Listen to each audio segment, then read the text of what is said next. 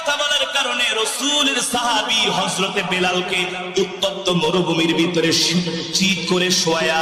হযরত বেলালের মনিব উমাইয়া ইবনে খালফ তার বুকের ভিতরে বিশাল একটা পাথর দিয়া চাপা দিছে আর বলছে বেলাল এই কোরআনের কথা বলতে পারবি না, কোরআনের তেলাওয়াত করতে পারবি না, মুহাম্মাদের জবানে কোরআন শুনতে যেতে পারবি না। বেলাল বলে উমাইয়া শোনো, তুমি আমার উপর যত অত্যাচার করো না কেন, যত নির্যাতন জুলুম করো না কেন, আল্লাহর নবীর জবান থেকে কোরআন শুনতে